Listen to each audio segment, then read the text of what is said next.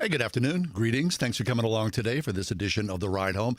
Kath is away today, so I'll be here solo, hence the recording you heard that a little later on about the pre-recorded segments of the show. We'll do something maybe like in the 5 o'clock hour. Anyway, I've been thinking about this a lot lately, and I wonder if you do as well.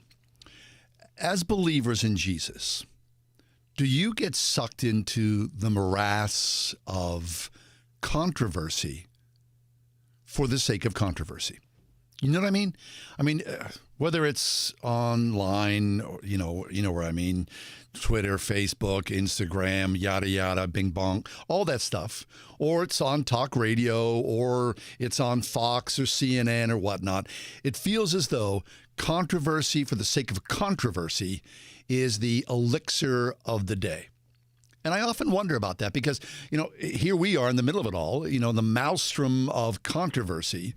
And especially as believers in Jesus, how much should we necessarily engage? You're watching this social divide, like myself. It gets wider and wider every day.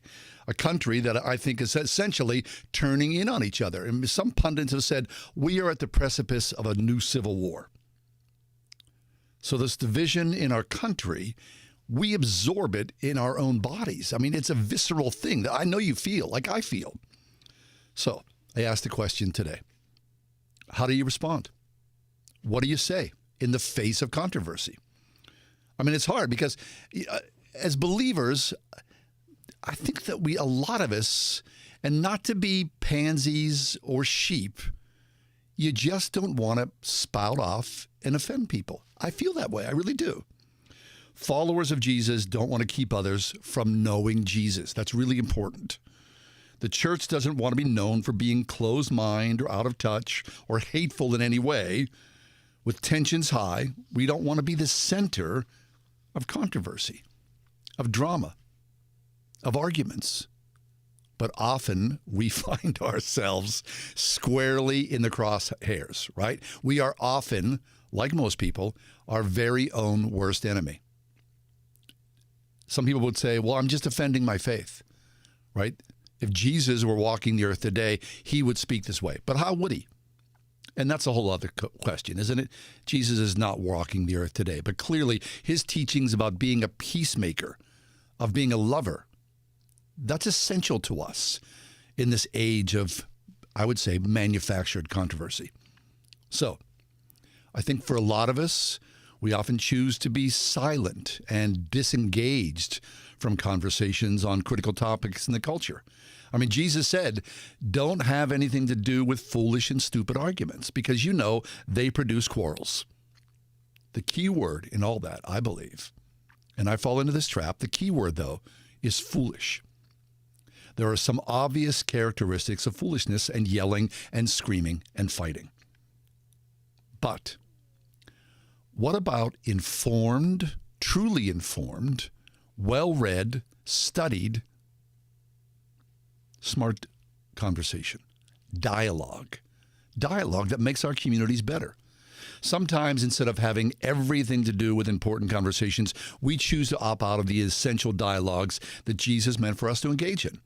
Without the Christian voice in the narrative, like any conversation, well, society just rolls on. Society just ignores Christians as out of step. So I want to challenge you and me in kind that we as believers have an obligation to engage in what is happening in culture. Jesus himself walked into the culture and asked hard questions, bringing clarity with love, honesty, and hope. And I truly do believe that we should do the same. So thanks for being with us today. As we always do, we get underway with this show by looking at the top news stories of the day. So without further ado, please, here are the top 4 at 4. In a widely anticipated surge in employees returning to the office after Labor Day, it has never materialized. But according to the Wall Street Journal, as COVID-19 infection rates fall again, workers are trickling back to the office at the highest rate since the pandemic began. Office building use has been slowly rising after a number of businesses required employees to return at least part of the week. In other cases, workers are returning voluntarily with summer vacation over and children finally back in school. The numbers of workers returning to traditional office space has been edging higher since the week of Labor Day, when an average of 31% of the workforce was back in the 10 major cities monitored by Kastle Systems. The average hit was 35% during the week that ended October the 1st, 36% back in the office during the week that ended October 8th, a new high during this pandemic period. Story number 2.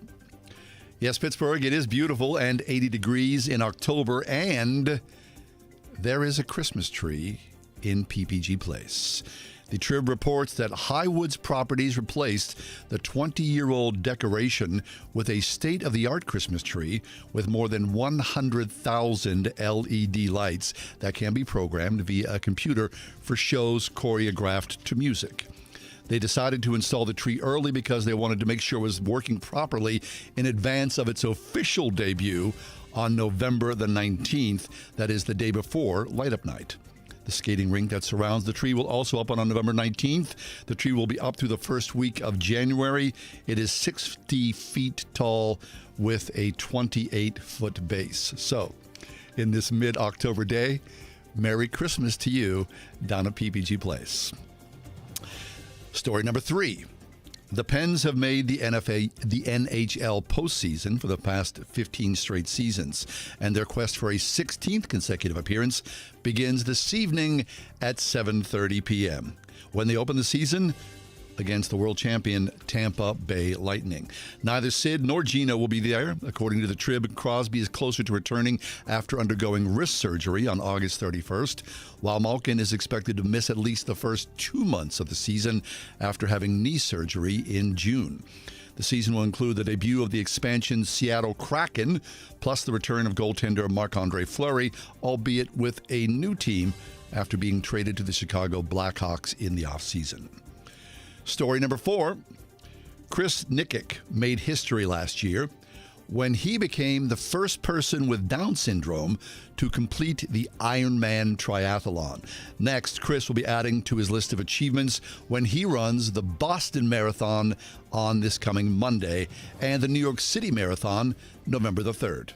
"I'm ready for it," said the 22-year-old. He told CBS News in a Zoom interview as his father hugged him. Chris admitted he's also looking forward to the fun and the parties. Last November, Chris earned a Guinness Book of World Records place for becoming the first person with Down syndrome to cross the finish line at a full Ironman competition, which, in case you've forgotten, is 2.4 miles of swimming, 112 miles of biking, and 26.2 miles of running. Yow. When Chris was born, doctors told his parents, Nike and Patty, that he had Down syndrome and a ventricular septal defect, a hole in his heart. One of the doctors said, "Whatever dreams you have formed for your child, they should now be abandoned." Chris had open heart surgery, and only 7 days later, doctors said they would have to insert a pacemaker into his damaged heart, or he would have a 0% chance of survival. Nick and Patty have asked family members and friends to pray and asked doctors to test Chris's heart again, which they eventually did. On the following day, doctors discovered that Chris did not need that pacemaker. We don't know what happened, Nick told CBS News, so we believe that God had a special plan for him because he could not have done what he did with a pacemaker on. His life would have been completely different, so that was the turning point. Chris has developed an affinity for exercising after working out with his father and eventually took on athletics. One day he wrote on his wall that he was going to be a world champ. His parents said, "We just listened to him carefully. We didn't dismiss what he was telling us as cute and impossible. We actually took it to heart." Then we helped him achieve his goals and his dreams. And that is your Top 4 is 4. Good stories all around. Chris, congratulations on that. Go and do the Boston Marathon and the New York City Marathon. Could you imagine doing that? We'll take a quick break. When we do come back, we've got a theme running out throughout today's show. How do Christians engage? Coming up in just a few minutes, we're going to talk about on the loving end, of bearing burdens and being gods that we can't save the world, and that is okay. Stay with us. It is the Tuesday edition of The Ride Home. Be back in just a few minutes.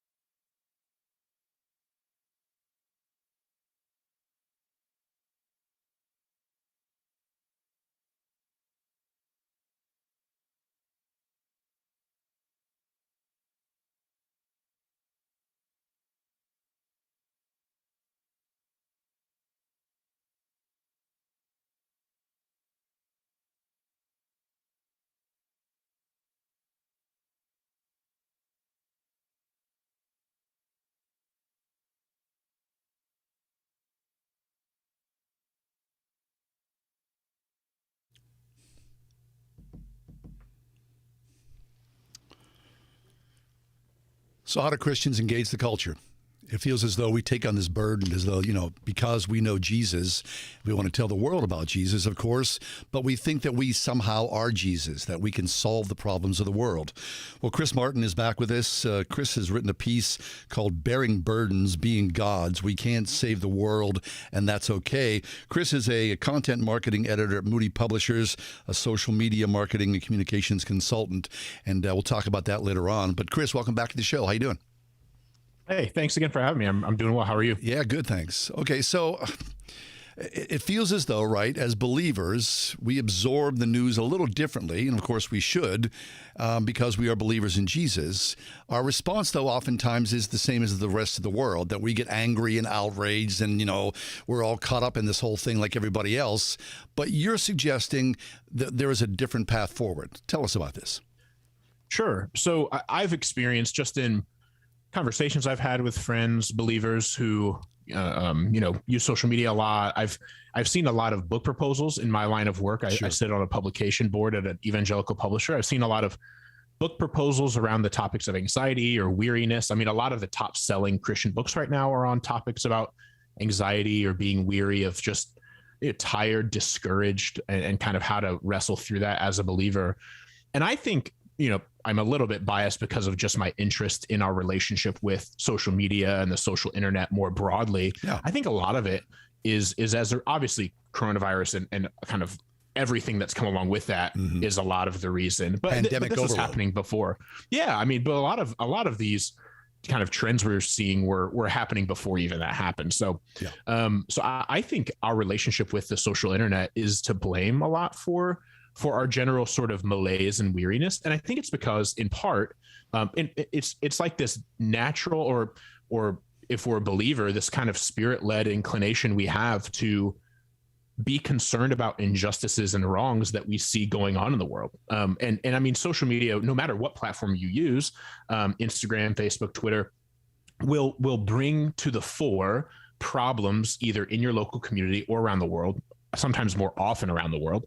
And when you see those problems, you can't help but, if not want to fix them, want to be upset about them. And it kind of creates this visceral response. And I think that when we keep engaging these problems and these social ills, when we see them through videos or talk or conversations on the internet, when we see that stuff and we can't do anything about it, it kind of creates this potential energy in us, that in our hearts and our minds, that then we have no feasible way of releasing, that we have no way of acting on. It's like if I see a terrible event that Christians being persecuted in North Africa, and I think, man, that's terrible. That's awful. And obviously I can pray, but I can't do anything to like materially help them. I can't like ship over there and take them to safety or something like Sure. that. And so I think there becomes this situation where social media has delivered us so many instances and awarenesses of evils around the world that we rightly, because we're filled with the Holy Spirit and love the justice of God, want to write, but then we feel powerless to do anything about. Okay, I get that, right? I mean, I'm as guilty of this, I'm sure, as you are, probably most of our listeners as well, whether it's, doom scrolling at 3 a.m. or just absorbing all this. I mean, the new phenomenon for me is that, you'll be on social media and a total stranger will post something, my husband or my child, and then they'll tell this brutally tragic story of, death or, illness or whatnot. And you go, oh, I don't even know you, and and I absorb this. I absorb the pain, and of course, I will pray for you. And I people say, please pray for me. So you take the opportunity right then and there to pray for that person. Otherwise, it just kind of goes into the ether. My sort of hollow words mean nothing. But what you're talking about, Chris, I think all of us experience. The big picture is too hard for me to engage with. I mean, something going on with Christians in Nigeria as opposed to something happening to my neighbor next door or my, friend down the street or whatnot. That sort of shift is a lot easier for me to comprehend and for me to do something concrete about. Yeah? Yeah, that's exactly right. I think a lot of us, an unfortunate side effect of scrolling on our phones all the time is that we've lost contact with a lot of people in our neighborhood. I mean, I think some folks listening to your program are probably old enough to remember when it was normal that everyone in a neighborhood after dinner, when the weather allowed, depending on the climate, I suppose, would sit out on their front porch, and the kids would play, and the adults would maybe go from porch to porch and hang out and have conversations, play cards or whatever. And that just doesn't happen anymore. Some shadow version of that, some mist of that happens on social media maybe, but nothing quite like that happens. And I think that has been replaced by this growing concern for matters of the world. Neil Postman wrote in 1985 concerning the advent of like the nightly world news broadcast. He said, it has not yet been demonstrated whether a culture can survive if it takes the measure of the world in 22 minutes. And I think to bring that to the modern day, I think it has not yet been demonstrated whether a culture can survive if it takes the measure of the world in a brief scroll of Twitter or Facebook. Right. And I think we should be aware of what that maybe does to our hearts and how that can create bitterness when there doesn't have to be. Yeah. And I think probably this age that we live in, and of course the pandemic is a whole other story, although it is part of the story as well, right? That all of us have felt, and you yourself, as someone working in the book publishing industry, all these things coming to you saying, let's talk about despair, or let's talk about brokenness, or let's talk about fear, or let's talk about anger, regret, resentment, all those different things. There's someone spending obviously an awful lot of time thinking about, praying about, working about, writing on something like this. That's a whole other level, I suppose. But just the day-to-day, people like you and me, I mean, we carry this like a hair shirt. And I think it's like mental illness run amok, right? And whether we admit it or not, all of us are broken and crying out in despair. And more than ever, we need Jesus. But instead of us turning to Jesus locally, we try to solve the world's problems. And it's just like a dog chasing its tail. And we go nowhere with this. Yeah. And I think the desire to want to fix the world's problems comes from a good place. Like when we feel this sort of discontentment and even anger, it can feel righteous to be upset about these ills that we see happening around the country or around the world. I mean, naturally, those things grieve us because we see that they're not in alignment with God and what he wants the world to be. But I think a lot of times in an attempt to be faithful to Christ and to be faithful to our Savior, we can unfortunately try to become saviors ourselves. Yes. And I think that's kind of one of the great ills of this. One of the downsides is I think there is sometimes a right desire to want the ways of God to be perpetuated through the world, but then I think it can devolve into kind of a lust for power, a sort of like righteously sourced lust for power that we don't want to rely on the Savior to take care of things. We would rather just take care of things ourselves. And I think that's where we should kind of check our hearts in that regard. Okay, so having said all that, do you, Chris, have a cure? No. My biggest cure is to be aware of these tendencies in our own hearts. And honestly, the cure, not a cure, a step that we can take, I think is to collectively try to spend more time caring about those issues in our community and less time scrolling on our phones and getting upset, like getting that potential energy and getting upset about things we can't control, and maybe becoming more passionate and interested in injustices that we can. I'll amend to that. Okay, so this age that we're in right now, this is my hope that somehow we look back 5, 10, 20 years from now and look at the rise of the internet and the rise of the smartphone. All of us fell into a hole, and we were sort of duped into this by fill in the blank, Mark Zuckerberg or whomever. And now that we've somehow worked our way through that, and we're a healthier society because of that. Is that any possibility? Do you have any sort of, thinking, okay, there's more optimism there? Yeah, I hope so. I do think we're in a bit of a hole. An illustration I use at the beginning of my book that comes out in February is that we're all swimming in water, and, we're like fish in water. You can't leave the water.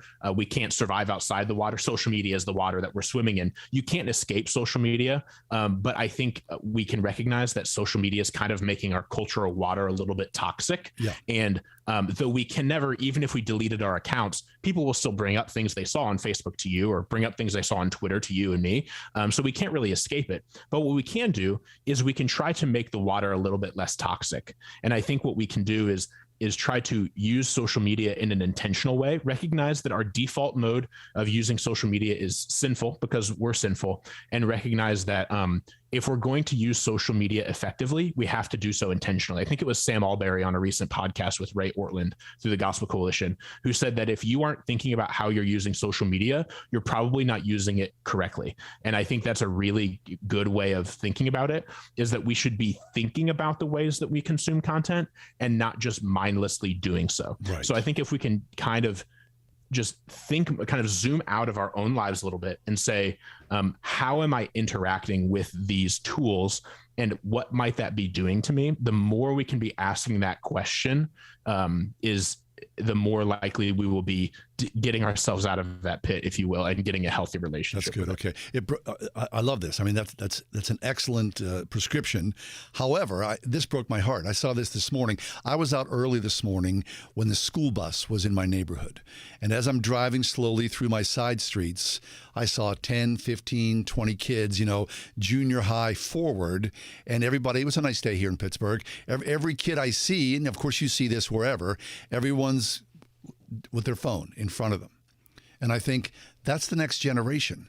So that next generation, will pass 10, 20, 30 years from now. But this new generation coming up that has been weaned on this, I mean, this is their life. How will they effectively be able to navigate this? What will that even look like? Because that's what they know more than anything. At least we had a period where we didn't know the internet. This is exactly their whole lifestyle. Yeah, I mean, I don't mean to be grim and kind of sad sounding here, but it won't be too long before the last person dies who knew life without the internet. I mean, that is grim. That will, because I mean, I barely remember life without the internet, and I'm only 30. Yeah. So I you're exactly right. And I serve in the student ministry at my church. So I'm working with students all the time and talking to them about these things. I think, this also isn't necessarily the best news, but I think one of the best, I almost think that young people my age, or even like today's high schoolers, are almost better equipped to eventually engage with in a healthy relationship with the social internet than your generation or my parents' generation, like people my age and older, because they've always lived with it and they know the negative effects more intimately than their parents even do, because they've grown up with it. So my hope is that through their unfortunate, pervasive negative experiences through Instagram and how it's affecting their body image or all the other negative experiences they're having, my hope is that when they are parents, they will have a better idea of what their kids are experiencing, because it'll be different than what they're currently experiencing, but it probably won't be as drastic as the difference between like you and your kids or my parents and me. Sure. And so they'll have whatever the newest iteration of Instagram and Snapchat are in that age, they'll be able to say, okay, I know how I handled this as a high schooler. I know what mistakes I made with this kind of tool. That will now inform how I parent my children. We're talking in an ideal parenting scenario. Sure.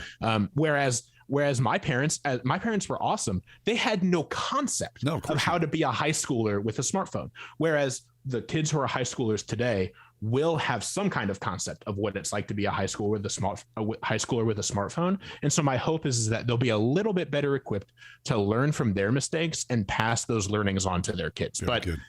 I'm hoping against all hope, one could say. I'll take that. Okay, I'll take that slice of optimism wherever we can find it, right? That's good. Hey, Chris Martin. Yeah, so Chris, take 30 seconds. We're almost out of time here. Talk about your Substack and your upcoming book. Yeah, sure. So I write at a newsletter called Terms of Service. You can find it at www.termsofservice.social. You can find me on Twitter at ChrisMartin17, and there's a link to it there. My book that comes out in February is by the same name, called Terms of Service, and it's about many of the things we talk about here and many of the things I write about on my newsletter. Just how the internet is shaping our hearts, our minds, our souls in ways that maybe we don't recognize. So that comes out in February. Fabulous. Chris, always interesting. Thanks a lot for being with us. We appreciate your time. Yeah. Thank you. Thank you so much, and we'll talk soon. Our pleasure. We'll take a quick break, step away. When we come back, life hacks. Is that a thing for you? Are you interested in life hacks? I've got a few for you, which perhaps might help.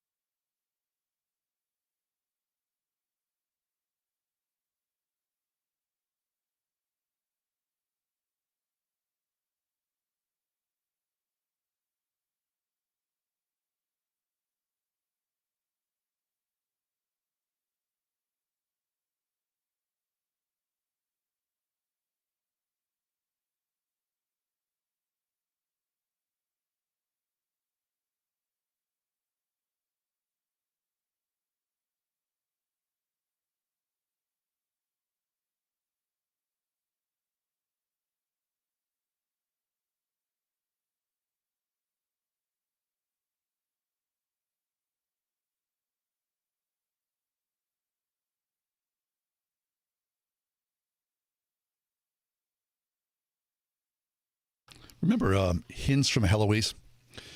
We got a family friend who is always sending us these sort of like life hacks. So here's some weird life hacks that I'll just quickly run by that makes, I guess, no sense or some sense to me. How about this?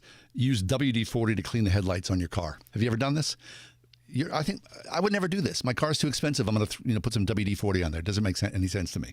But people say, oh, this works. It's a life hack, okay? Putting cold water on an onion to stop the tears in your eyes.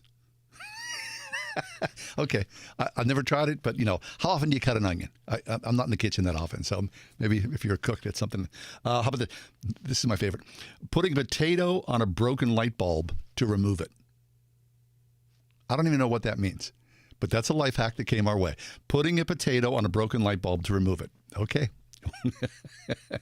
Transform your plastic bottles to flower vases.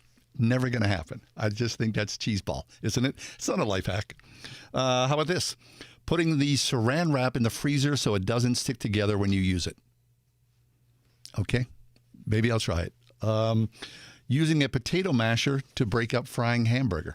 That's pretty, yeah, sure, okay. Using a candle to fix a difficult zipper.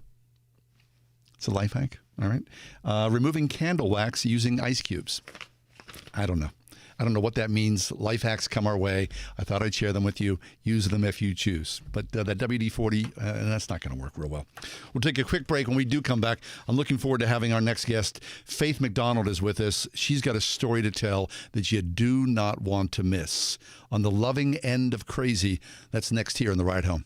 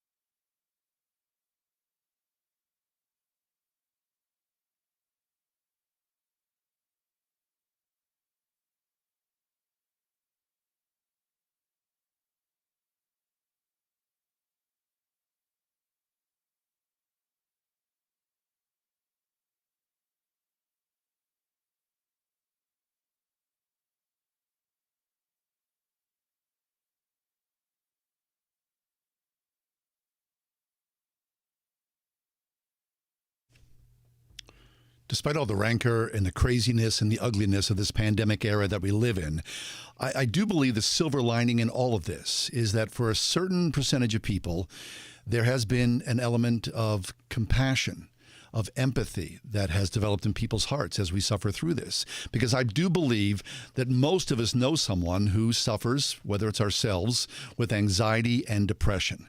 Here to talk to us about that from her own personal perspective is Faith McDonald. Faith has a brand new book out called On the Loving End of Crazy. Faith is a writer and she is a teaching assistant at Penn State University. Faith, welcome to the show. Hello, thank you. Yeah, Faith. Hey, thanks for being with us. This story that you tell in On the Loving End of Crazy is searing. Obviously, it's very personal, but it's beautiful as well. So with our short time here, I just would like to have you tell the story of your son, Matt, and tell the story about what what happened to Matt as he left home and went to college.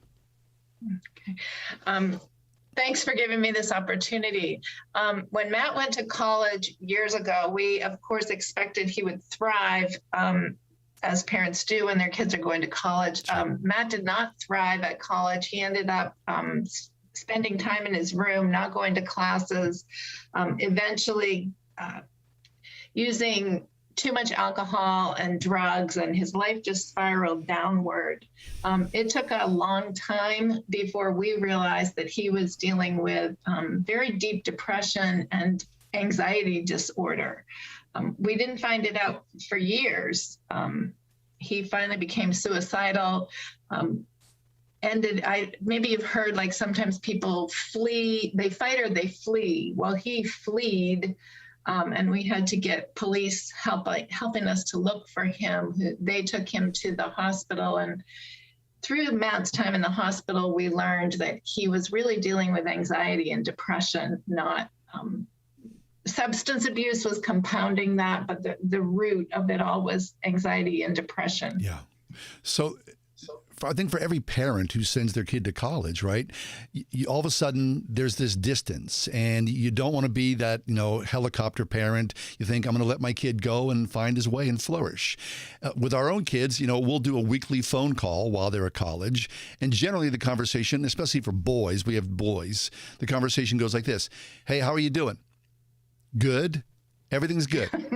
Yeah. And, you try to probe and get something, but there's not a lot coming back. I would imagine that's what happened to Matt. Meanwhile, Matt's in his room, drunk and just kind of high, and there's no way that you know what's going on until there's trouble at hand.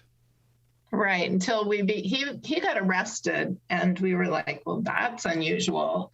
And then, it happened more than once, and that helped us to see that, things were not going well. Plus, he failed out of college, which I think his experience is extreme. I think there's a lot of college kids who are dealing with anxiety and depression. And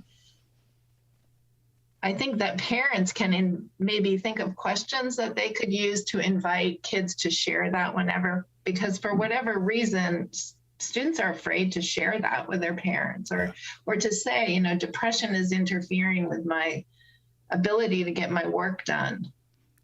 So what happened? There's Matt in a free fall. He quit college. Did he come home to you? Did he live with you for a while? Pick up that thread. Yeah, he came home and throughout the years, he attempted college 3 times, didn't work out 3 times. He ended up in the hospital. He was there for 45 days. They were fortunately able to get him headed towards better health. And yes, he came home to live with us. And for, he still struggles to this day with depression and anxiety. We know better about how to get him help. He knows better about how to get help. But it's not easy when you're struggling with a mental illness. It's very, very difficult to get help, especially we live in central Pennsylvania, where it seems like, I don't know if it's that way in Pittsburgh too, but it seems like doctors are getting harder and harder to see. I think so. Yeah, I believe it's true, right? That, I don't know what it is. I mean, it's just a backlog of cases, or everybody's in despair right now. It's just difficult. And I think probably the pandemic, people were doing online therapy and they didn't want to see people face to face. So more and more people were going to see a therapist if they could get in, but otherwise you're just left to your own devices. Yeah. And online therapy is really hard because I feel like it lacks the personal connection almost that you need. I taught online for a year and I grew to really dislike Zoom. But here we are. Well, once in a while it's great, right? But it's so good to be back in the classroom Sure. for me. Yeah. Matt has said recently that he just feels like he can't do online therapy. He's like, I really want to see someone in person, yet it's really hard to find someone to see in person. Right. Okay, so then how long was it? Matt left for college, then he quit college. Was it a matter of years you're talking? How old is Matt now, and where is he in his journey? Yeah, he's 34 now. So I don't want this to be discouraging to anyone, because I wrote the book because I wanted to encourage other moms like me. For us in the beginning of our journey, it was a very lonely time. I bet. I think your kids go to college and other kids begin to thrive. So you hear other parents saying, oh, my kid is thriving and they're going to be, a doctor, lawyer, whatever. And you're thinking, oh, my kid can't even get up out of bed and go to class. As a parent of a kid who struggles, it's very, very lonely. And as a Christian parent, it's lonely, unfortunately.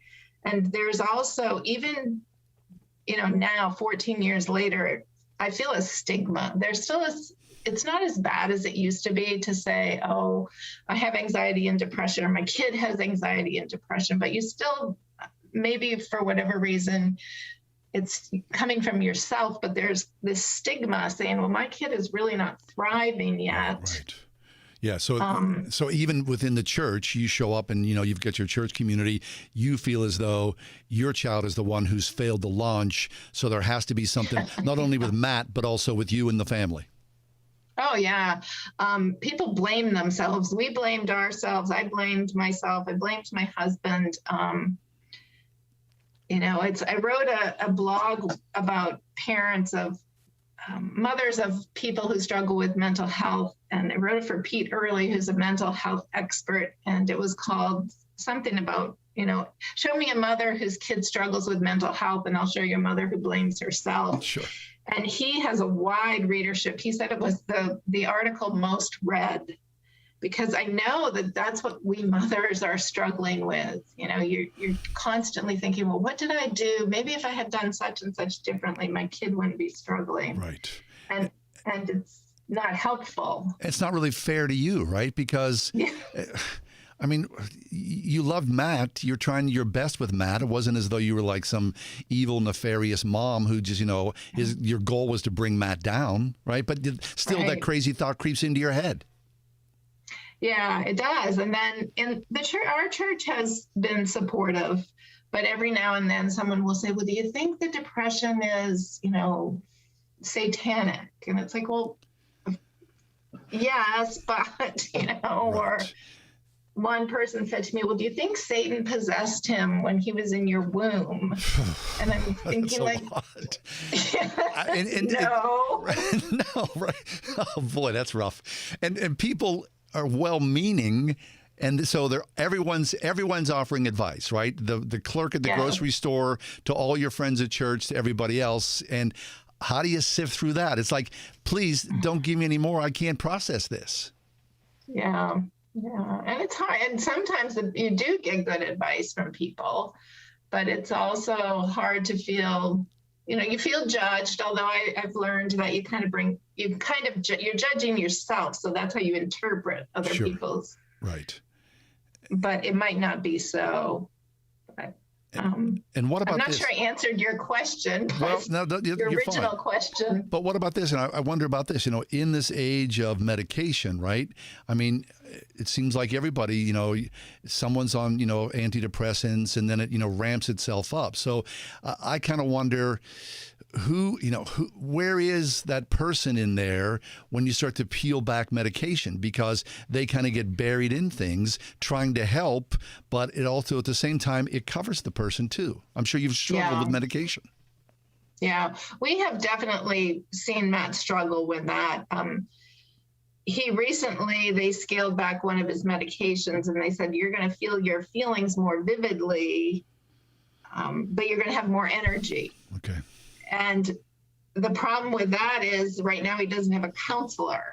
So it's like he's feeling these vivid feelings that he hasn't felt for a few years, has more energy, but what do you do with these, intense feelings? Right. So it's just so hard. I wish, that we could do better with helping people who struggle with mental health issues.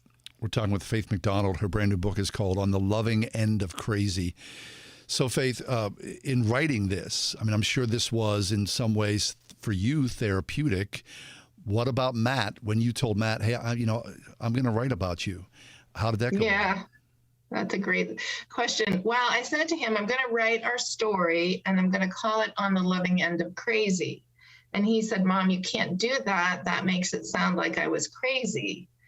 And I'm thinking, well, it was a crazy time, especially when he, early on, he would get arrested and we would have to go down to the police station and, bail him out, or multiple times things like that happened. And so it felt crazy. It wasn't that it meant he was crazy. Right. Because he wasn't the boy that you raised. You didn't know him.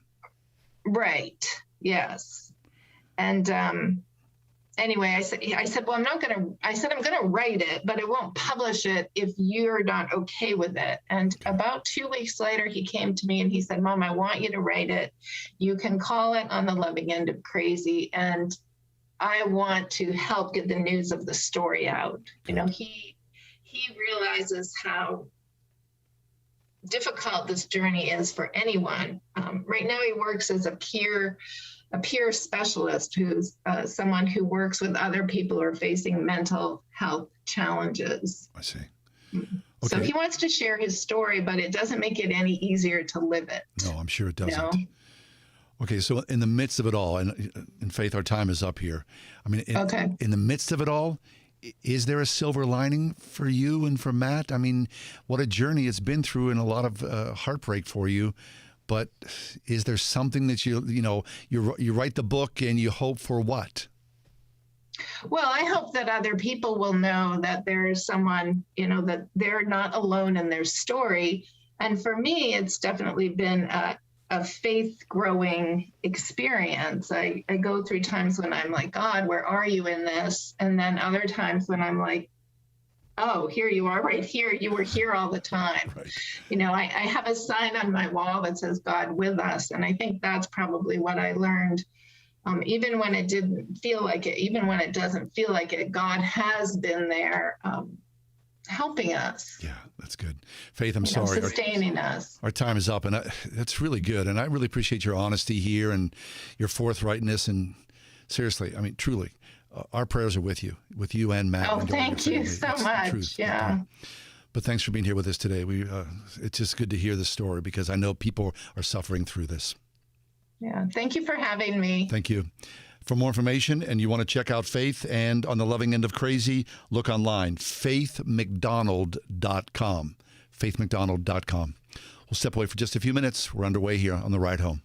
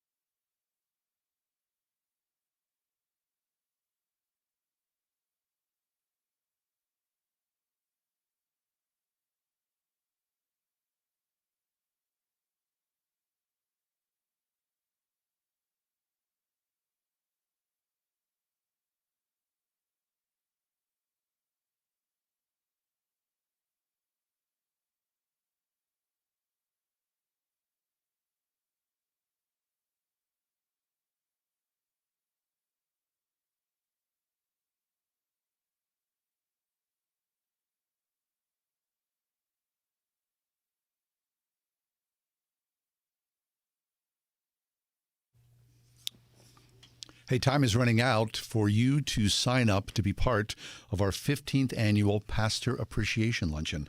October 19th at the Doubletree by Hilton here in Green Tree.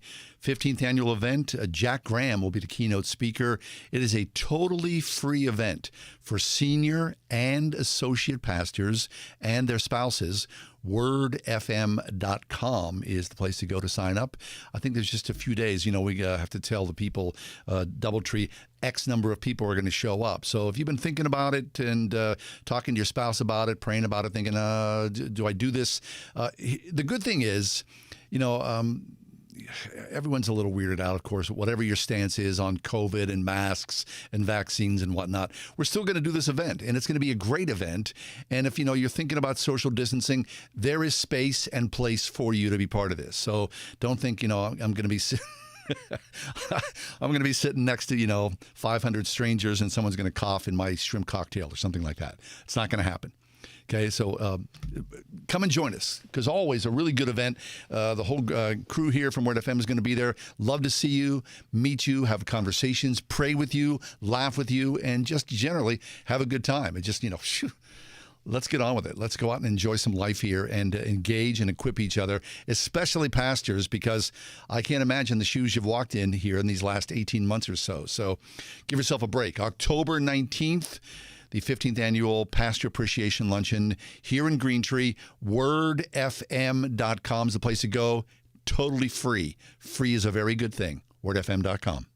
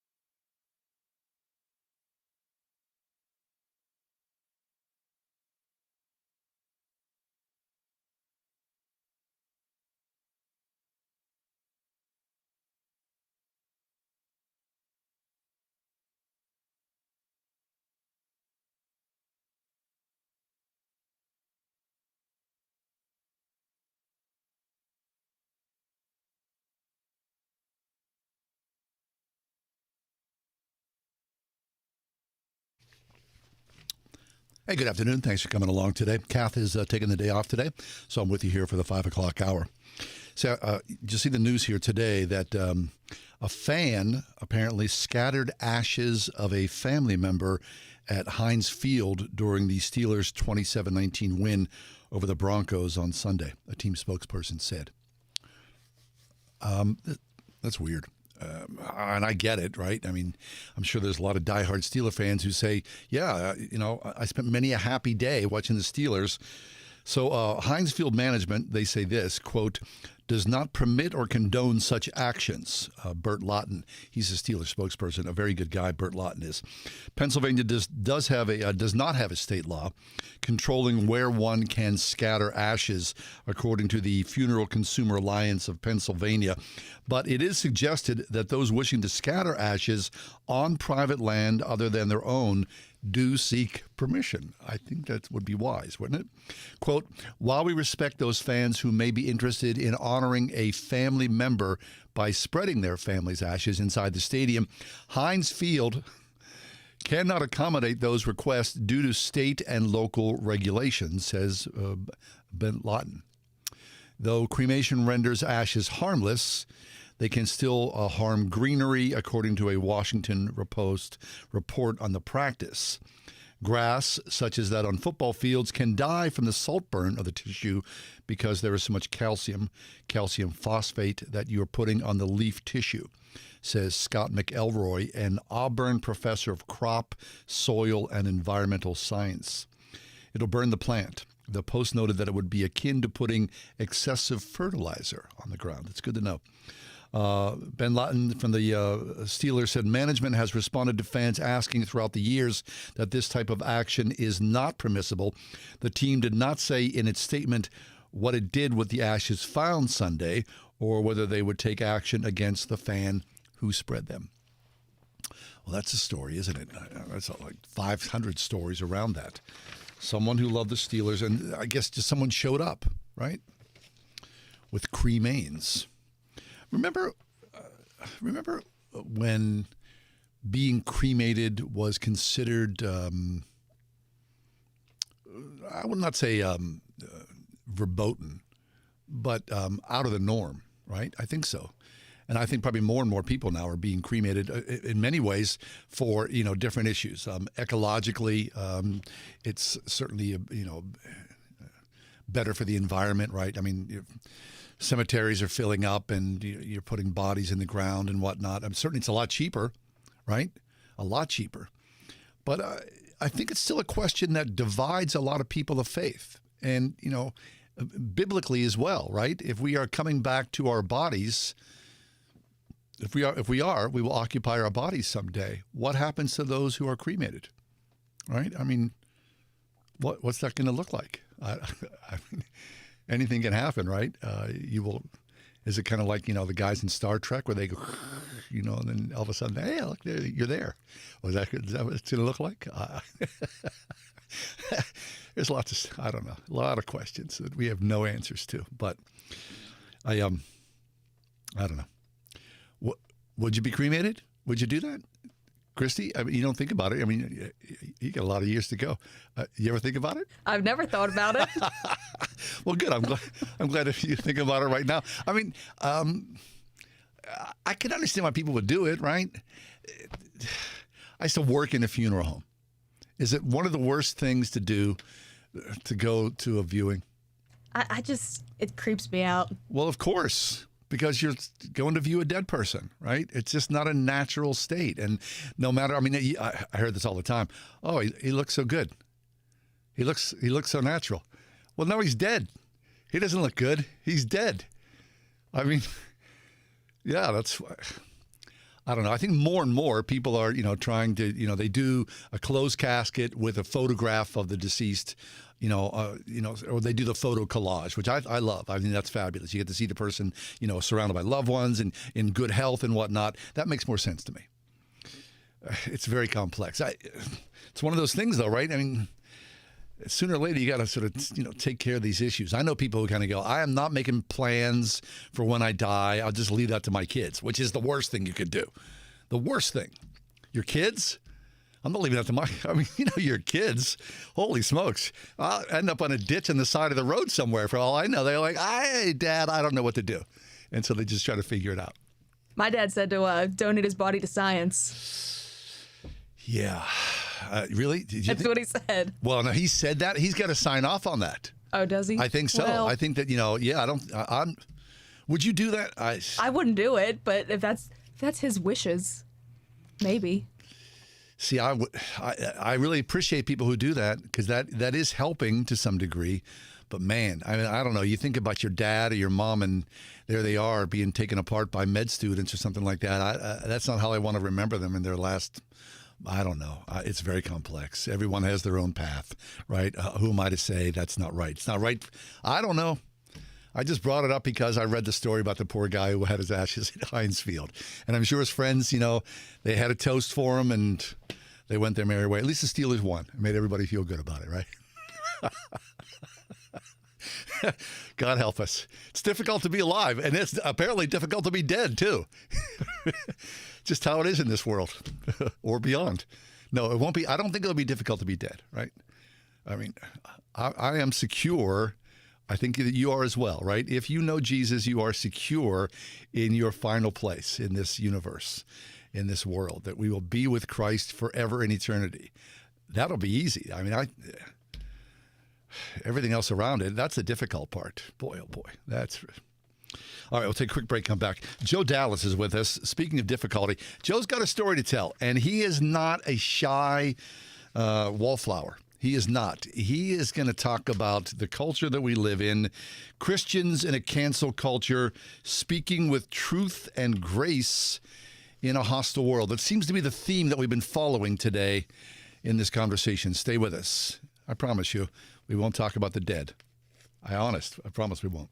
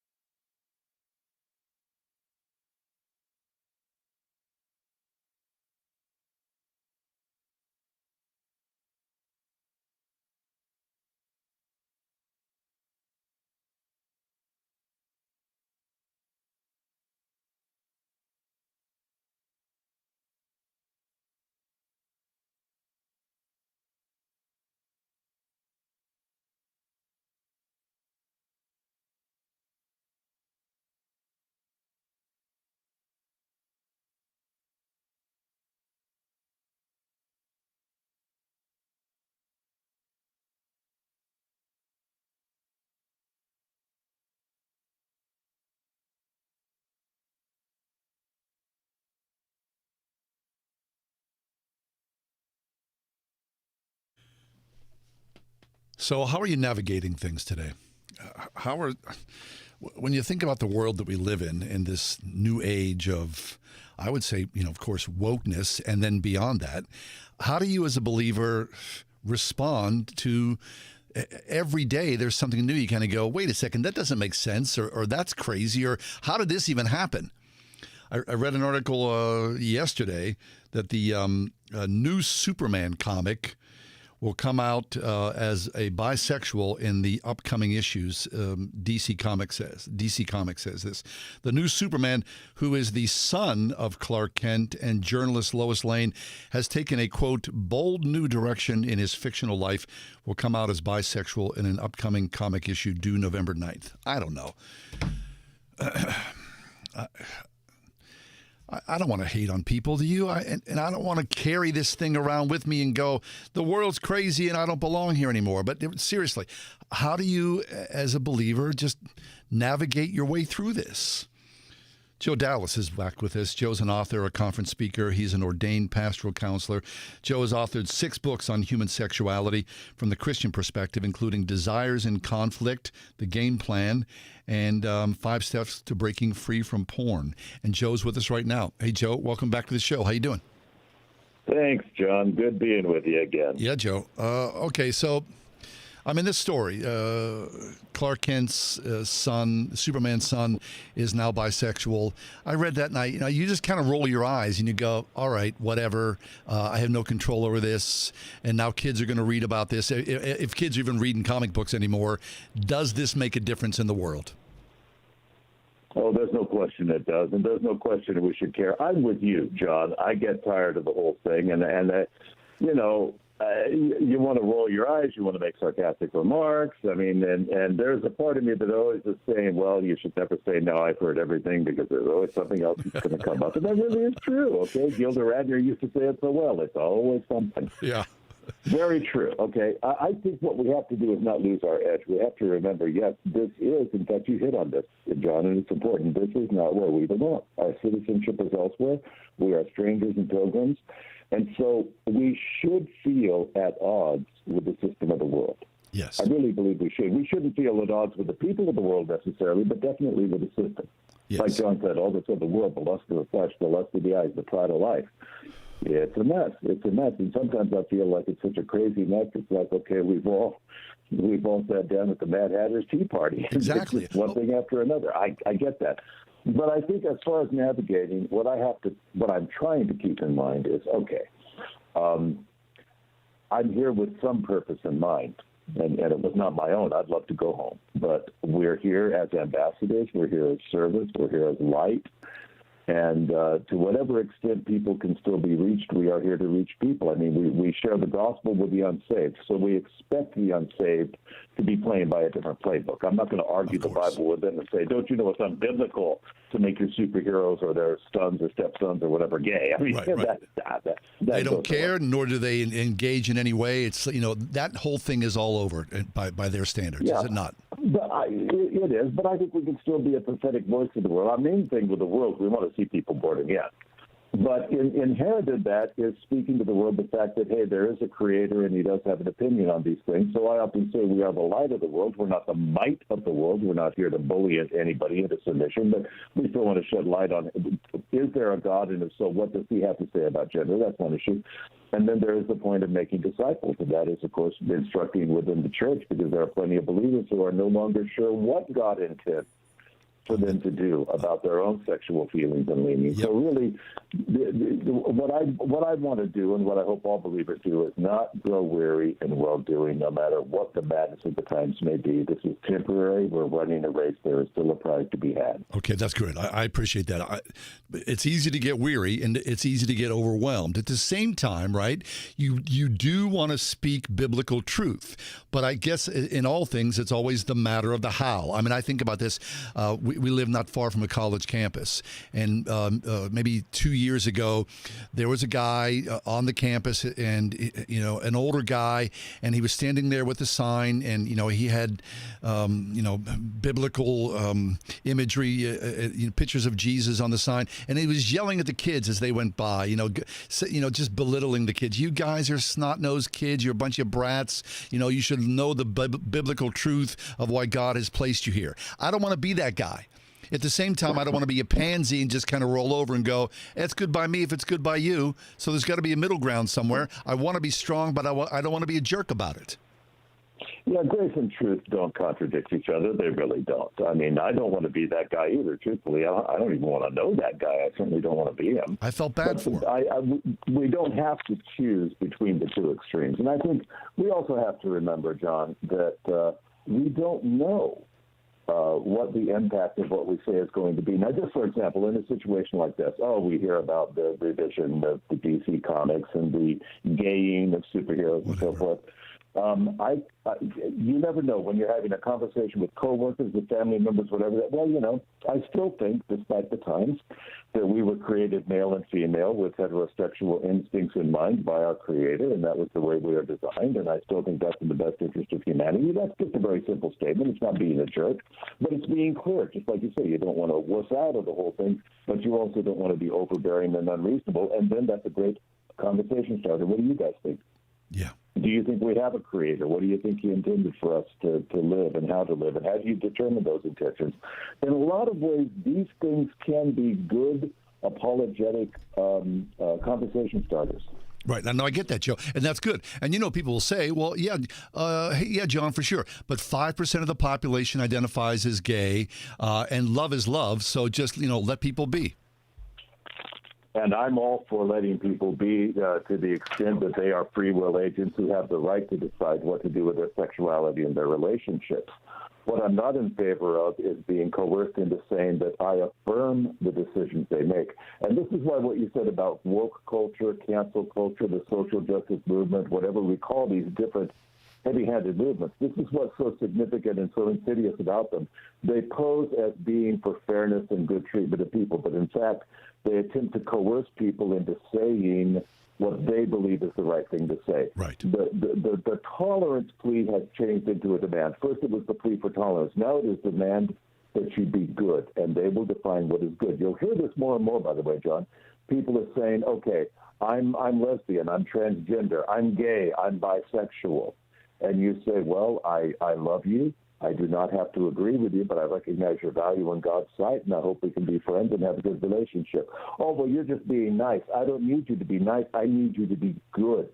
Being good means you affirm what I say I am and what I do, not just that you are nice about it, that you tolerate it, that you just respect my right to do it.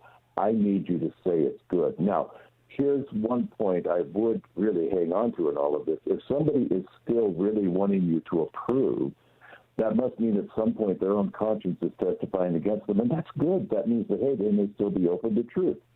But I think that in the process, we're going to experience a lot of tension because we're in the middle of a crusade. I mean, it's nothing less than a heavy-handed crusade to convert the way people feel about key issues. Yes. Which, by the way, is why I wrote the book. Yes. We're talking with Joe Dallas, and we are talking about a brand new work that he has about cancel culture. So, Joe, here we are, right? We are in the midst of it. Now, look, someone who's my age or your age, we're going to pass away 20, 30, 40 years or whatnot, and then the new age will be upon us. So people will look at us, that's how life used to be. That's how the world, we're the ones who are backwards here. And so we're at the precipice of a new age. But it is important, I believe, that while we are here, we speak the truth in love, and we do take sides, and we say, I don't necessarily agree with you, and here's why. Absolutely. I mean, all of this talk about how we're in a new age and things have changed and life is not the way it was when you guys were kids. Well, duh, I fully agree. But you know what? The environment is very different than it was when I was a kid, too. Are we going to say that means it has improved? I see a lot of pollution. I see the very real threat. Now, I'm not a global warmist or global alarmist, but I believe that there is such a thing to some extent. Sure. I certainly believe we are more crowded and more polluted than we used to be. Are we really going to say that means it's better? No. That means that we really want to be striving to preserve what has worked well rather than discard it. So I am often inclined to say all progress is not good. You can progress towards a cliff just as well as you can progress towards a legitimate goal. Mm-hmm. Joe Dallas is with us. His brand new work, Christians in a Cancel Culture, Speaking with Truth and Grace in a Hostile World. All right, Joe, so what about people? Let's talk about cancel culture a little bit. I mean, look, every day, it's in the news today, right? And I'm not saying that people, should be, racially insensitive or homophobic or whatnot. People, write in private emails about things, and, it's wrong. Of course it's wrong. It's stupid. It's just ill-gotten. But all of a sudden, someone's career's over. They're just, resigned to the ash bin of history, and we're never supposed to hear or speak to that person ever again. That seems kind of crazy, too. Well, when you create a graceless society, watch out, you're next. During the French Revolution in its bloodiest times, a lot of the people who wanted to have all the aristocrats beheaded wound up on the guillotine themselves. Yeah. When you create a culture of intolerance, you will eventually be cannibalized by what you yourself have created. And you'll notice this, John, I'll bet a lot of our listeners have. It seems that nobody's safe now.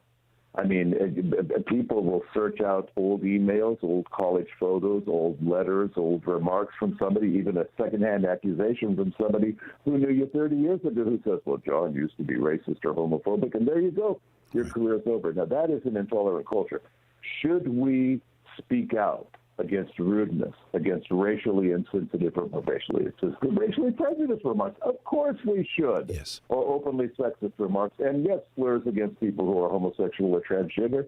When people are resorting to name-calling and crude jokes and sarcasm, I think absolutely we should call them on it. But do we really want to establish a culture of punishment for past sins or current infractions? Or are we going to enhance a culture where we are allowed to express ideas openly and then challenge people when they are speaking in ways that are injurious to other people without creating a climate of fear? Because that's what we've got going here, is the climate of fear. Yeah, you're right about that, right? Everyone's thinking, everyone's running, going, okay, who's next on the block? Because it does feel as though, right, sooner or later, they're coming for you. Okay, Joe, just a couple minutes left, but, you write Christians in a Cancel Culture, Speaking with Truth and Grace in a Hostile World. You do say, that as believers, that Christians may pay a high price in the future. Talk to us about that. What's that look like? John, the future is now. A lot of us are already paying a high price. If you hold the biblical worldview, if you hold a biblical position on abortion, homosexuality, transgender, social justice, or progressive Christianity, there's going to be some serious pushback.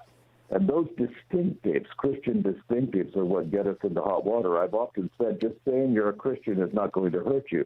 But if you hold to the Christian distinctives spelled out, yes, the world is becoming quite hostile towards those distinctives. But these are not distinctives we can surrender. We can't afford to say, oh, I'm going to lose my job, or I'm going to lose my tax exempt status, or I'm going to lose a relationship because I hold to these distinctives. We're not trying to push them on people. We're not trying to force the world into accepting them. But we are having to stand our ground when the world tries to tell us that we can no longer hold those distinctives.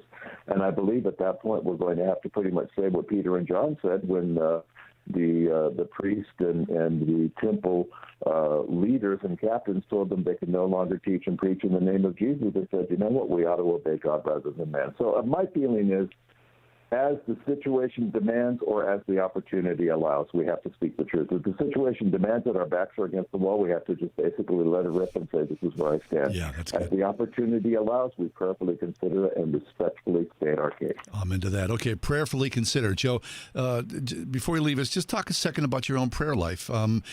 As you see the world right now, how is it that you're praying? What are you praying for? What do you, think about as you prepare to pray? What are your prayer circles like? I'm always curious about where people are in their own prayer life.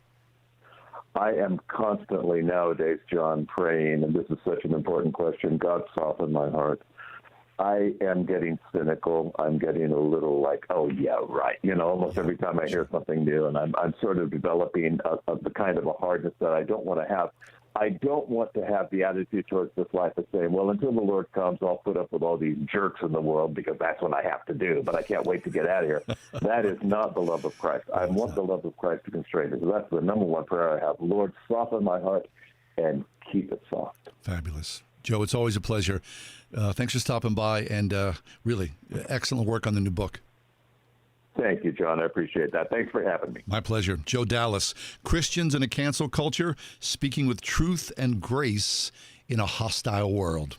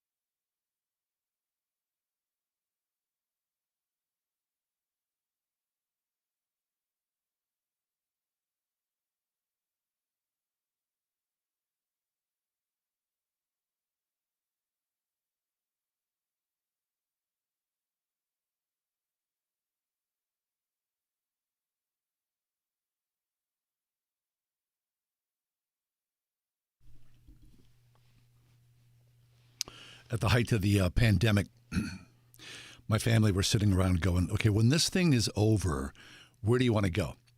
And we all agreed, we did, which is surprising.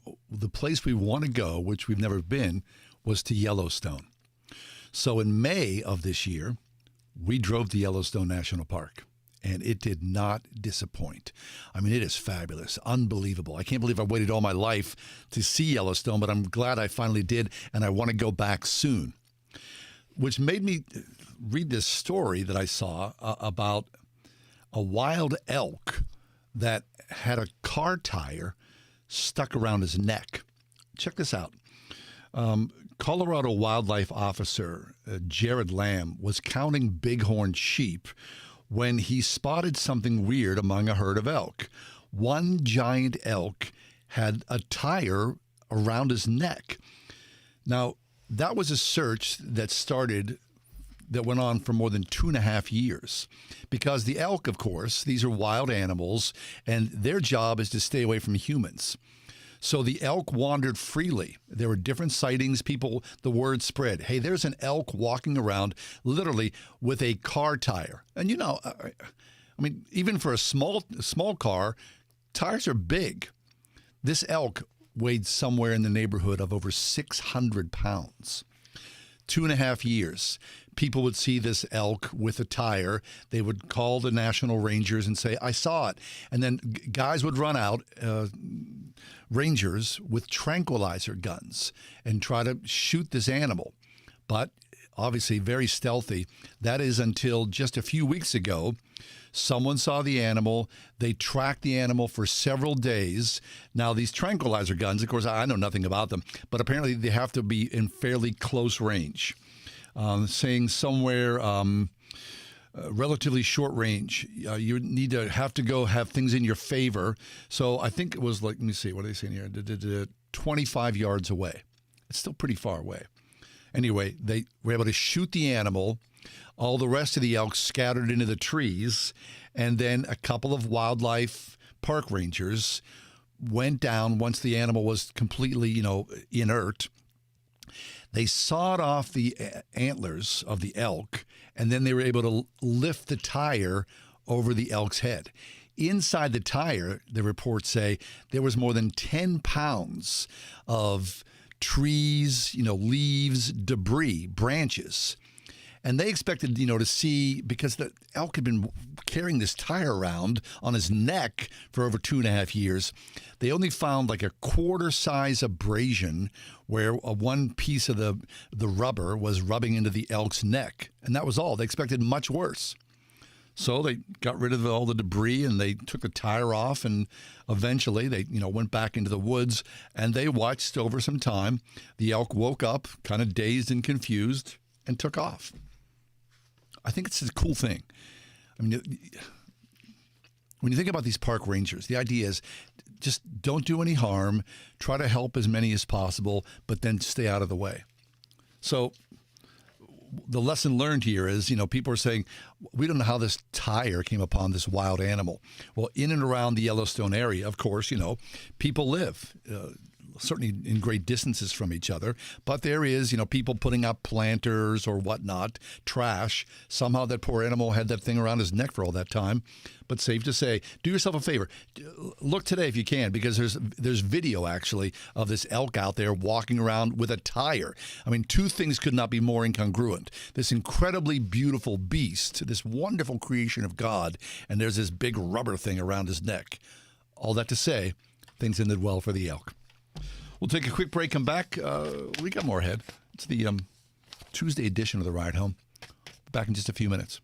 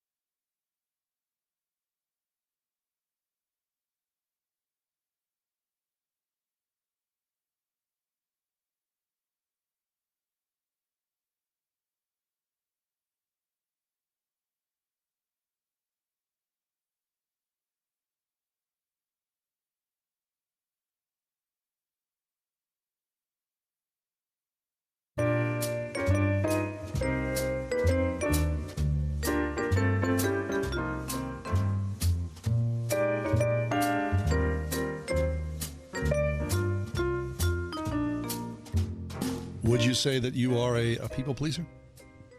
Do you know me? Yes. I mean, it happens, right? You want to make sure everybody's happy. It's not a bad thing all the time, but it's not a good thing all the time. Right.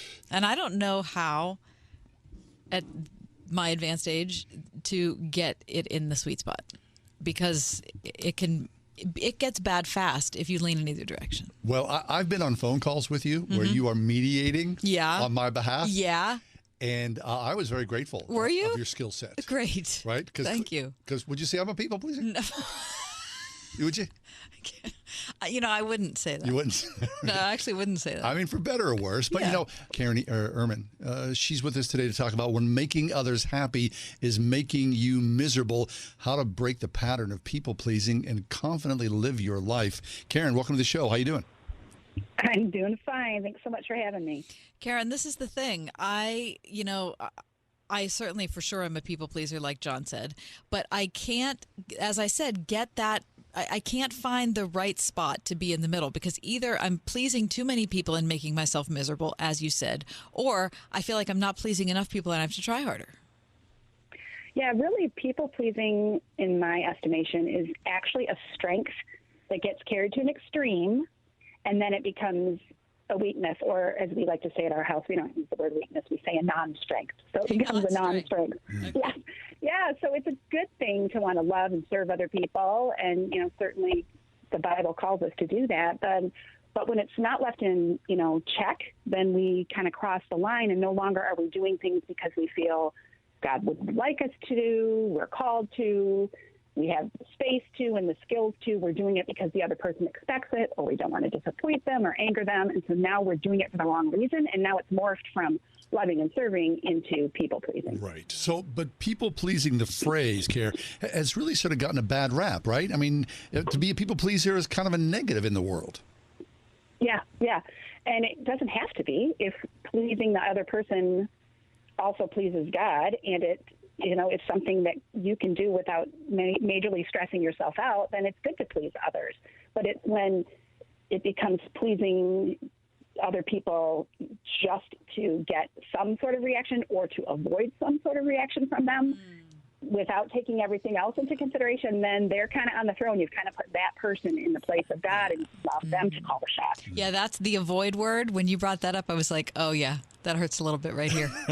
Yeah, the avoid. So because, there are oftentimes, especially when in family systems, where to make everybody happy in the family unit, you're basically just trying to avoid an explosion from one person. That's a good way to put it. Was that judicious? I feel like that was a judicious way to put that. Yeah, because someone's going to get mad, right? Right. Yeah, and we are dealing with all sorts of personality types in our families. We've got the pushers that like to get their own way and be controlling, and they kind of get their own way by stomping their foot. But then on the other hand, you've got the pouters. They don't stomp their foot, they drop their smile, and you don't want to make them sad. You've got the guilt bombers who, guilt bomb you into it. So a lot of times when decisions are made in a family, it's to avoid behavior from, a pusher, a pouter, or a guilt bomber. This sounds very, very complex, but it sounds like our family. It really does, yeah. So then, Jen, Kara, the idea of confidently living your life, right? So you acquiesce the role of being the people pleaser. You're assuming a new mantle of saying, this is how this is supposed to work, and you're either with the program or you're not. I mean, is that really the reality of it all? I feel like the phrase confidently living your life, which is actually in the subtitle of the book, it comes when we learn to replace in our minds that question we ask when we're interacting with someone and we're giving them an answer or responding to a text message, rather than asking in our brains, what will so-and-so think, or what does so-and-so want me to do. We instead kind of shoot up a prayer and say, Lord, help me to speak the truth in love. Because what often happens with people pleasers is we don't tell the truth. We don't have the confidence to really speak the truth. And we need to do that so we don't get trapped into living everyone else's agenda for our lives rather than living the agenda God would have for us. Karen Amon's with us, best-selling author and recovering people pleaser. The name of the book is When Making Others Happy is Making You Miserable: How to Break the Pattern of People Pleasing and Confidently Live Your Life. Okay, Karen, so you are a fellow sufferer. Oh, Yes. yeah. What's the story there? Yeah, tell us the story. We want to hear about how you evolved. Well, I think my whole life I've been a people pleaser. I really wanted to please my parents. They were going through a divorce that went back and forth, back and forth, back and forth for years. My dad would move out, and he'd move back, and move out, and he'd move back.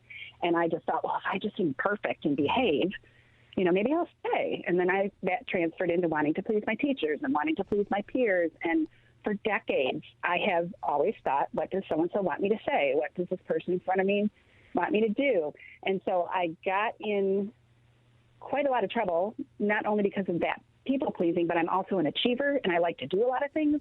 So I would let my plate get so full, that things were rolling off the edges of it. But I just thought, if I just quick rearrange everything and keep saying yes to everybody, I can make it all fit, And then about 3 years ago, I just really came to a point where I realized that I have limitations. I was overloaded, said yes to too many people.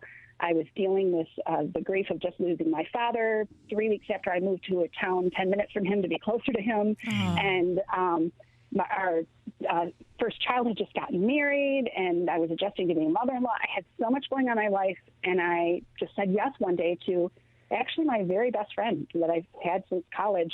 And I knew when I said yes to this request she had, it was going to be a little bit of ongoing stuff during the summer. I knew the minute I said yes, I shouldn't have. I hung up the phone. I went out to our back woods where we have a little fire pit, and I sat in a chair, and I just bawled, and I thought, I have got to stop this. I'm starting to have physical things. My left eye was twitching. I couldn't sleep. And I realized I have limitations, and I'm going to have to start saying the truth in love to people when they ask more of me. And if they're really truly my friends, hopefully they'll still want to be my friend. And if somebody doesn't want to be my friend or doesn't like me anymore because I don't run in and rescue them and help them with everything they've got on their plate, then maybe they weren't a friend in the first place, So I took a summer of necessary and no. I said yes to only what was necessary for my home, my family, my job, and I said no to everything else for 3 entire months, and it was the best thing I ever did, and it really helped me to turn the ship around. It's interesting. So, Karen, is this, and I'm just assuming that this is,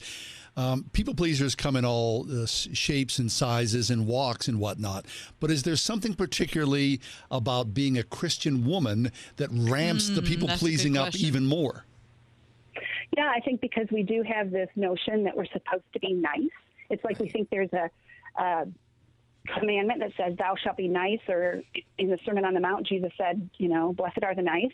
And we think being nice means that we always say yes, and we always serve, and we always help, and that it's that always that catches us up. Because, yes, we're supposed to love and serve and help other people, but not always. We're not God. We can't run in and rescue everybody. But we couple that, feeling like we always have to be nice and we always have to say yes, to the view others have of us that we're very capable. I call it the curse of capability. Hey, she has woman, hear her roar, she can do another thing. It's no big deal. She can simultaneously hold down a full-time job and do everything with the kids and in the community. And we just think we're Wonder Women and we can do it all. And when we don't say no and we keep getting asked, pretty soon, we're just headed for a crash because we can't. We have limitations, and we can't go around living everyone else's agenda for us. It's just not a healthy place. That's Karen Amon, best-selling author, recovering people pleaser. Her latest work is called When Making Others Happy is Making You Miserable: How to Break the Pattern of People Pleasing and Confidently Live Your Life. Karen, last question for you. Are we born as people pleasers? Are some people born yes and some people born no? I don't necessarily think that we're born that way. I just see people pleasing come out in a lot of different personalities. Like, I'm an achiever and I really like to get things done. And I also am kind of a helper. So I like to help people. And that can be a combo, for people pleasing. Yeah. But there's other people who are peacemakers. And so they people please to keep the peace. There's other people who are perfectionists. And to them, perfection is not having any drama in their relationship. So they just give in. So there's no drama. I think we all, too, people please, maybe not across the board like I did, but maybe just with that one person that you just can't say no to. And so I think there's a little bit of it in all of us. Right. Right. But you're here to offer good news. There is. You don't have to stay there if you are there. I mean, people pleasing is just a dead end, so you can make a change here. Yes, yes. It's when we learn to, place the fear of God above the fear of humans and quit allowing other people to call the shots and be God in our life and realize that everyone else's happiness is not our assignment. They need to go to God for their joy. We can't just be their source of happiness by saying yes to everything. It's not our assignment. Karen, you sound so emotionally healthy. John, doesn't she sound do. healthy? Yeah. There may have been therapy in your past. I think that whatever happened at the fire pit was very good. Yes, yes. Painful to get there, but very good in the end. Yes. Mm-hmm. Well, when I saw the damage it was doing to a lot of my relationships I really did care about, I was running around pleasing people I really hardly knew, or were just acquaintances or kind of nominal friends. But it was really affecting my relationships in my family and with those I really loved, and I knew something had to stop. That's good. Yeah. All right. Well, I can't wait to see this book. When Making Others Happy is Making You Miserable, How to Break the Pattern of People-Pleasing and Confidently Live Your Life. That's Karen Amann, best-selling author. Karen, thanks for being here today. Thanks for having me. Yeah, it's our pleasure. Okay, Cass, so there is a way to change your life. Oh. Well, things are going to happen around here. Listen, Not to I'll my tell you liking. what. I don't give a care about any of you anymore. Oh, no.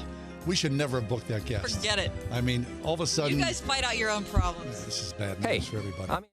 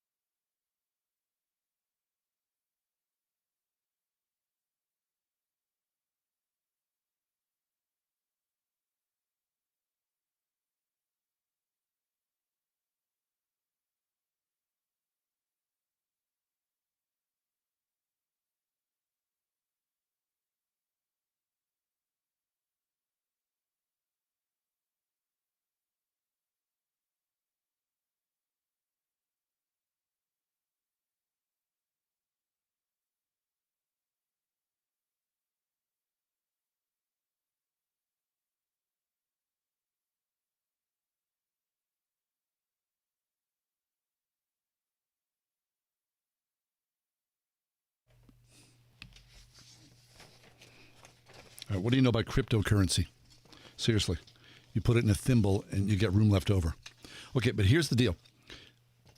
A Mississippi church is going to accept cryptocurrency as a giving method.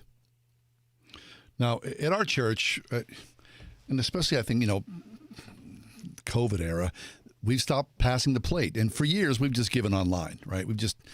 We just do this monthly. It makes things so simple.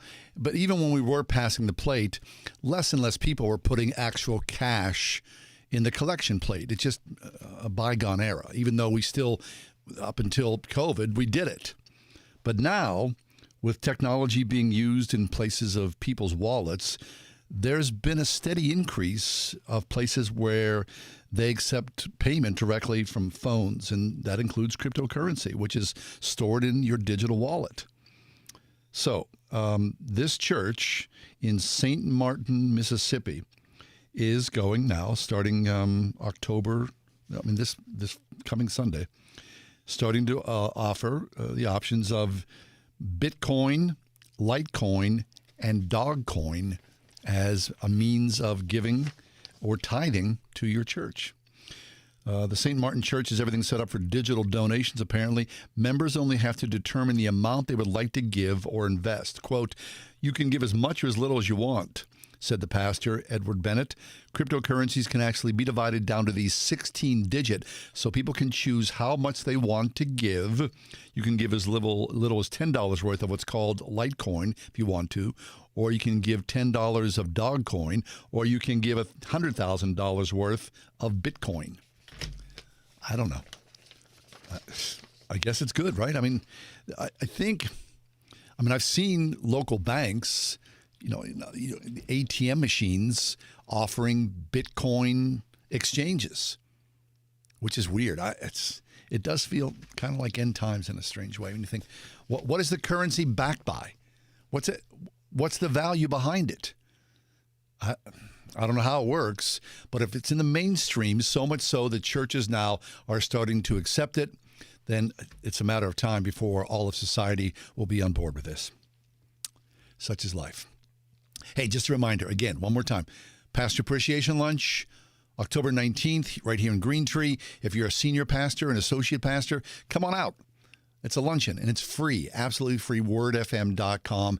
I can't encourage you enough to do this. It'll be a lot of fun, but the deadline is nearing before the head count stops. So wordfm.com for the 15th Annual Pastor Appreciation Lunch. Thanks, as always, for being along, and God willing, we'll see you tomorrow. Say your prayers. Have a great night.